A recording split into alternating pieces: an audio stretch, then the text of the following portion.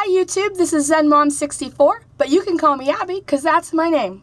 So today I'm going to do a tutorial on how to make your own rag wreath style garland. So I decided to use twine and some fabrics and some ribbon to make my garland. And I decided that I wanted it to be 12 feet in length, so I measured out 144 inches or 4 yards plus 6 inches, so 3 inches extra on each side. And this is just regular jute twine. And I also got 2 types of burlap. My vision was to have red, neutral, and green burlap in darker colors, but that's not what the fabric store had. So they have this lighter green, which is actually considered a Christmas green or a Christmas item by Joann's, and I did like it, so I went ahead and got 2 yards of it, and I got 2 yards of this burlap. It is a neutral color, but it has green and red woven in I don't know if you can see that or not, green and red metallic threads woven through it. And then the third is a regular cotton Christmas fabric, and the reason why I liked it was it has that same light green, and I just felt like those colors looked good together for my garland. And I also picked up a ribbon.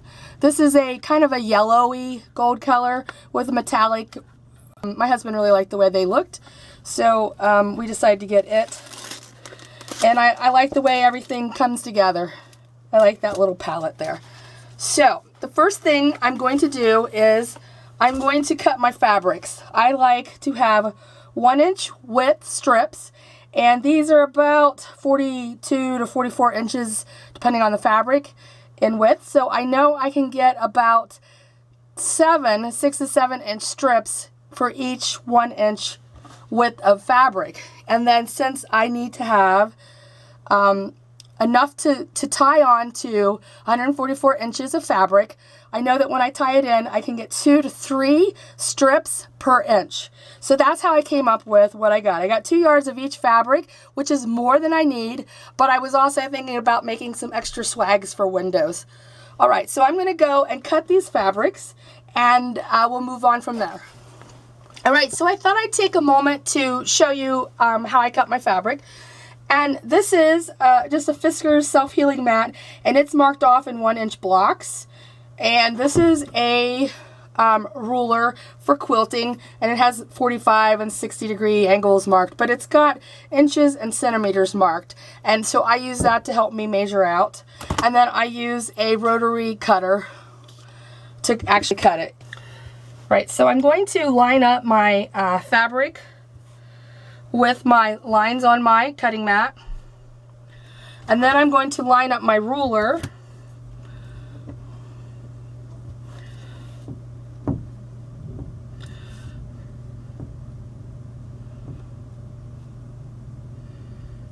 alrighty, and I use the edge of my mat, which you can't see, to know that my ruler is straight. And then I just start at the bottom,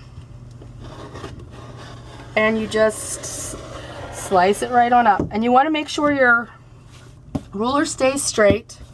Now I'm going to have to trim the top of this because there's a wall, so my cutter can't get all the way up. And I'm going to do that with this whole entire piece of fabric until I have it completely in 1-inch strips. All right, now I've cut all of my 1-inch strips out of my fabric, and now what I'm going to do is take those strips and cut them into 6-inch lengths. So they'll be 6 inches long by 1 inch wide. And then this is what I will be tying onto my twine. So I'm going to cut all that, and then I'll come back. All right, I also went ahead and cut up 6-inch strips of the ribbon. And then this ribbon was wired, so I took the wire out because I just didn't feel like it was necessary. And then I took my twine, and I made a loop on one end, and then I played around with the pattern, so I already started, but I went ahead and I put on some of my strips, and I just tied them on, and I didn't double tie them. You could if you wanted a double tie, or you could maybe put a drop of glue on the knot if you were concerned about it coming off. I'm not. I think it'll be fine.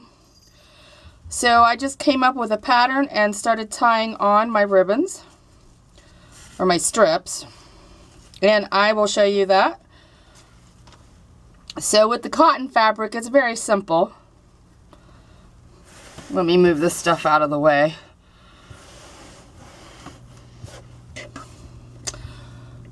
I'm just going to take my fabric and I'm just going to tie it on a knot on the twine.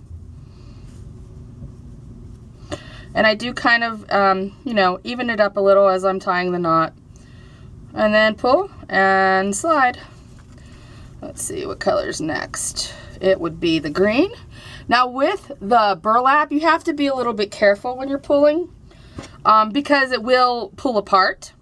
So I kind of scrunch this a little bit and then I tie over.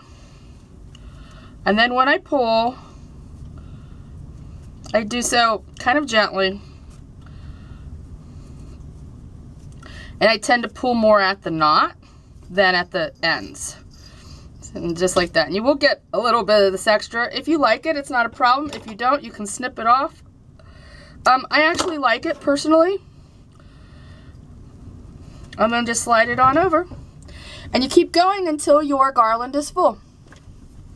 So I wanted to take a quick moment and say that I found that by twisting the burlap in the middle, it actually goes on the twine a lot easier.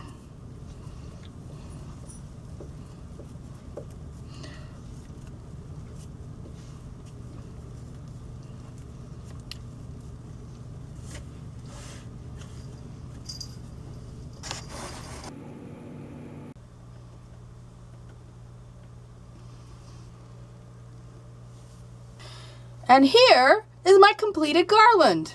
It came out to a little bit over 4 yards, which is 12 feet. And I really like how it turned out. I like how the red pops off of the fabric, the cotton fabric. And I like the homespun look of the burlap. And I like the pop of gold from the ribbon. All right, there's the finished garland on the tree. Looks pretty darn good.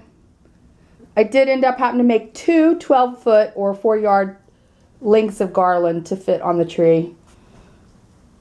But I like how it turned out.